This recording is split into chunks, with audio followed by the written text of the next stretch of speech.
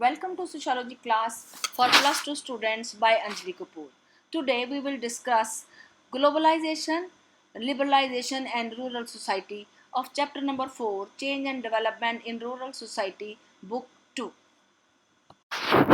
Globalization, Liberalization and Rural Society. The policy of liberalization that India has been following since the late 1980s have had a very significant impact on agriculture and rural society. So what are those impacts? Competition with international market. The policy of globalization means participation in the World Trade Organization, which aims to bring about a more free international trading system and requires the opening up of Indian markets to imports. After decades, the state support and protected markets, Indian farmers have been exposed to competition from the global market. जो liberalization की policies जो बनाई गई, जो कि हम 1980 से follow कर रहे हैं, उसका एग्रीकल्चर और रूरल सोसाइटी पे बहुत जो है सिग्निफिकेंट इम्पैक्ट पड़ा. First for example the first one is competition with international market, जो है विश्व की मार्केट के साथ compete करना. जो ग्लोबलाइजेशन की पॉलिसी है उसका मतलब क्या है? Participation in World Trade Organization. Globalisation का मतलब यही होता है कनेक्टिंग विद द वर्ल्ड. तो वर्ल्ड ट्रेड ऑर्गेनाइजेशन में पार्टिसिपेट करना, जो कि हमें जिसका एम क्या है? फ्री इंटरनेशनल ट्रेडिंग सिस्टम जो है वो लाना, और जिसके लिए opening up of Indian markets to requires the opening up of Indian markets to imports. बहुत से डिकेड्स के बाद ऑफ स्टेट सपोर्ट और प्रोटेक्टेड मार्केट्स, इंडियन फार्मर्स जो हैं वो भी एक्सपोज हुए to the competition from the globe. जो ग्लोबल मार्केट से कंपटीशन है उसके लिए वो एक्सपोज हुए. For instance, we have all seen imported fruits and other food items on the shelves of our local stores, items that were not available in few years ago due to restrictions on import. India was self-dependent in the field of food grains, but recently India decided to import wheat, which was a controversial decision. Expose to जो है का मतलब क्या है कि उन्होंने भी जो इंटरनेशनल मार्केट है उसमें जो है वो एंटर किया.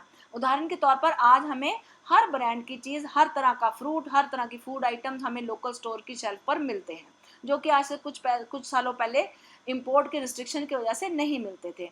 इंडिया जो है एक सेल्फ डिपेंडेंट था in the field of food grains, लेकिन रिसेंटली जो है इंडिया ने वीट इंपोर्ट करने की जो है का फैसला लिया, जो कि कंट्रोवर्शियल डिसीजन है. Globalization of agriculture. Agriculture has been incorporated in wider international market due to globalization and it has had direct effects on farmers and rural society. International market से इनकॉर्पोरेट हो गया, जिसके कि डायरेक्ट इफेक्ट जो है farmers और rural society पे पड़े. For instance, in some regions such as Punjab and Karnataka, farmers enter into contracts with multinational companies such as Pepsi company to grow certain crops such as tomatoes and potatoes, which the companies then buy from them for processing or export. जो agriculture जो है globalisation की वजह से international market में जो है वो इनकॉर्पोरेट हो गया. उदाहरण के तौर पर बहुत से रीजन्स में, जैसे कि पंजाब और कर्नाटका में, जो फार्मर्स थे वो मल्टीनेशनल कंपनी के कॉन्ट्रैक्ट्स में आ गए, राइट. जिसमें कि क्या होता है, और उन्होंने जो है क्या ग्रो करना शुरू किया? टोमेटोज और पोटैटोज, राइट, जिसको कि कंपनियां जो हैं वो खरीद लेती हैं फॉर प्रोसेसिंग या एक्सपोर्ट के लिए या प्रोसेसिंग के लिए. In such contract farming systems, the company identifies the crop to be grown, provides the seeds and their inputs as well as the know-how and often also the working capital. In return, the farmer is assured of a market because the company guarantees that it will purchase the produce at a predetermined fixed price. Contract farming is very common now in the production of specialized items such as cut flowers, fruits such as grapes, figs and pomegranates, cotton and oil seeds. तो contract farming क्या है कि एक company के साथ contract करना, और उसमें क्या है कि जो कंपनी है वो डिसाइड करती है कि कौन सी क्रॉप ग्रो करनी है, और फिर उसके लिए वो सीड्स और अदर इनपुट्स जो भी उसके लिए चाहिए उस फसल को बढ़ाने के लिए, उसकी ग्रोथ के लिए, प्रोडक्शन के लिए, वो सब वो कंपनी प्रोवाइड करती है. चाहे वो वेल नाउ हाउ है, मतलब टेक्निक्स हैं, टेक्नोलॉजी, एवरीथिंग, जो भी इनपुट चाहिए, वर्किंग कैपिटल भी. लेकिन उसके इन रिटर्न वो क्या देते हैं कि फार्मर को एश्योर करते हैं मार्केट का, क्योंकि वो गारंटी देते हैं कि वो जो भी प्रोड्यूस होगी उसको वो खरीदेंगे, उसकी वो कीमत पहले ही फिक्स कर लेते हैं. बाद में चाहे उस प्रोडक्ट की कीमत बढ़े या घटे, वो उसी प्राइस पर उसको खरीदेंगे. आज की डेट में कॉन्ट्रैक्ट फार्मिंग जो है वो बहुत कॉमन है. कुछ स्पेशलाइज्ड आइटम्स में, जैसे कि flowers, fruits and cotton and oil seeds. ना एडवांटेजेस ऑफ कॉन्ट्रैक्ट फार्मिंग, ये जो कॉन्ट्रैक्ट फार्मिंग का सिस्टम चला, इसके फायदे क्या हैं? It provides financial security, helps the farmers to compete in the global market. Global market क्योंकि वो क्वांटिटी और क्वालिटी दोनों मेंटेन रखते हैं, तो ग्लोबल मार्केट में compete करने के लिए क्वालिटी इज़ वेरी इंपॉर्टेंट, जिसके लिए हमारे फार्मर जो हैं वो उनको मदद मिलती है। And now what are the disadvantages? Made indigenous farming irrelevant, जो हमारी ट्रेडिशनल फार्मिंग थी वो बिल्कुल जो है ख़त्म होने पे आ गई, इररेलेवेंट हो गई। नॉट सूटेबल फॉर एनवायरनमेंट, ये जो ये कॉन्ट्रैक्ट फार्मिंग है या स्पेसिफाइड वो है, और लेटेस्ट टेक्नोलॉजी और पेस्ट का इस्तेमाल करना वो एनवायरनमेंट के लिए भी हेल्दी नहीं है। Leads to greater insecurity and dependency for livelihood, जो फार्मर्स हैं वो ज़्यादा जो है वो उनके ऊपर, जो फॉरेन मल्टीनेशनल कंपनीज हैं उनके ऊपर डिपेंडेंट हो गए। Entry of multinationals. Another and more widespread aspect of the globalization of agriculture is the entry of multinationals into the sector as sellers of agricultural inputs such as seeds, pesticides and fertilizers. This has led to the increased dependence of farmers on expensive fertilizers and pesticides, which has reduced their profits, put many farmers into debt and also created an ecological crisis in rural areas. Contract farming हो गई multinational companies की वजह से, और जब multinational companies की entry हुई उससे क्या हुआ कि जो sector as sellers of agriculture inputs जो है, जैसे सीड्स, पेस्टिसाइड्स और फर्टिलाइजर, इसके लिए जो फार्मर है वो पूरी तरह से उनके ऊपर डिपेंडेंट रह गया, राइट, जिससे कि उसका अपना प्रॉफिट जो है वो कम हो गया, और प्रॉफिट कम होने की वजह से जो किसान है वो कर्जे में डूब गया, और जिससे कि इकोलॉजिकल क्राइसिस भी जो है रूरल एरियाज में आए। And suicide phenomena. While farmers in India for centuries have periodically faced distress due to drought, crop failure, or debt, the phenomena of farmer suicide appears to be new. Sociologists have attempted to explain this phenomena by looking at the structural and social changes that have been occurring in the agriculture and agrarian society, right? Due to debt, और वो क्योंकि latest technology और वो quality maintain करने तो एक suicide phenomena भी develop हो गया, जिसको कि जो सोशोलॉजिस्ट हैं उन्होंने स्ट्रक्चरल और सोशल चेंजेस के उससे नज़रिए से देखा। Now the question arises, why do farmers commit suicide? Farmers suicides. The spate of farmer suicides that has been occurring in different parts of the country since 1997-98 can be linked to the agrarian distress caused by structural changes in agriculture and changes in economic and agricultural policies. While farmers in India for centuries have periodically faced distress due to the following reasons, right? कि जो changes आई हमारे agriculture में और economic and agricultural policies में, उसकी वजह से जो है जो ये सुसाइड रेट जो है वो बढ़ता चला जा रहा है या हो रहा है।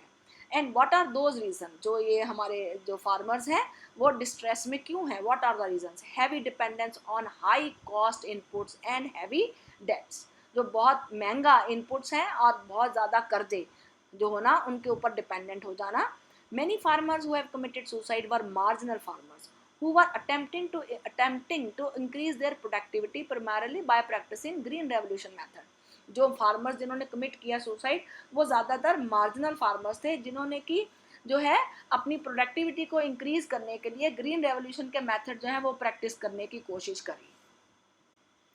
The cost of production has increased tremendously due to a decrease in agricultural subsidies, and many farmers borrow heavily in order to invest in expensive inputs and improve their production, but were not in a position of repaying the debt due to unstable market. तो जो cost of production थी वो बहुत ज़्यादा बढ़ गई, और जो इसका और एक रीज़न क्या था कि एग्रीकल्चर सब्सिडी, लिबरलाइजेशन की जो पॉलिसी है वो सब्सिडी को विड्रॉ करती है। तो मैनी फार्मर्स जो थे उन्होंने क्या किया, बहुत पैसा उधार ले लिया ये महंगे महंगे इनपुट्स को में लगाने के लिए और अपनी प्रोडक्शन को बढ़ाने के लिए, पर वो कर्जे को वापस करने की पोजीशन में नहीं रहे क्योंकि जो मार्केट थी वो स्टेबल नहीं थी। In the next is the loss of crop, the loss of either the crop due to spread of disease और पेस्ट, एक्सेसिव रेनफॉल और drought, and in some cases lack of an adequate support or market price means that farmers are unable to bear the debt burden or sustain their families. Crop failure जो है, loss of crop, चाहे वो किसी disease से हो गया या paste से हो गया या एक्सेसिव रेनफॉल हो गया या सूखा पड़ गया, कोई भी कारण हो, राइट। जैसे अभी आपने देखा होगा कि जैसे वो टिड्डी दल, तो वो अगर सारी क्रॉप को खा गए तो क्या है, फार्मर की तो जब वो मार्केट में उसको बेचेगा तभी तो उसको उसकी इनकम होगी। अगर वो क्रॉप पहले ही ड्यू टू एनी रीजन खराब हो गई तो then where does he stand, जो उसका कर्जा उसने मार्केट से उठाया है वो कैसे कवर करेगा, तो वो unable to bear the debt burden और sustain his their families, they are unable to. Cultural changes, the changing culture in rural areas in which increased incomes are required for marriages, dowries and to sustain new activities and expenses such as education and medical care. जो cultural changes आ रही हैं जो कि इन which increase income, जिसमें कि ज़्यादा income की ज़रूरत है, जो डॉरीज को फॉलो करना मैरिजेज में और ये सब नई एक्टिविटीज़, एजुकेशन, मेडिकल केयर, इन सब चीज़ों के लिए, तो these are also the reasons. And what are the other reasons than these three?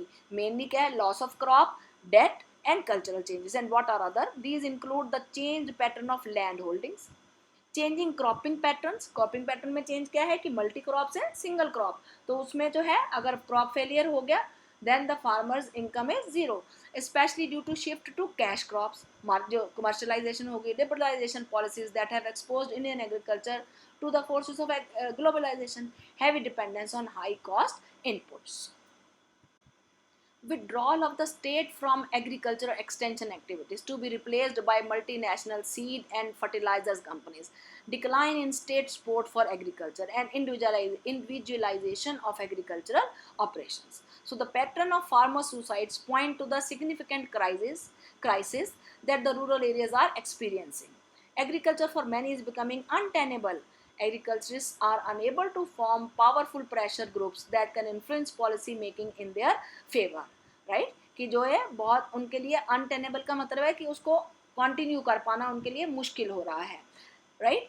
और वो और जो एग्रीकल्चरिस्ट हैं वो इस चीज़ में भी अनेबल है कि कोई इतना पावरफुल प्रेशर वो डाल सकें ताकि कोई पॉलिसी जो है वो उनके फेवर में बन सके, ऐसा भी कोई वो जो है प्रेशर गवर्नमेंट के ऊपर, स्टेट पॉलिसीज के ऊपर नहीं कर पा रहे हैं. सो तो कंक्लूजन क्या निकलता है कि suicides of farmers is basically associated with debt as well as natural disasters resulting in the failure of agricultural produce. प्रधानमंत्री फसल बीमा योजना, ग्राम उदय से भारत उदय अभियान and national rural mission are some of the schemes of the government of India which may provide unified help to farmers all over the country. These schemes are also helpful in providing quality life to rural India.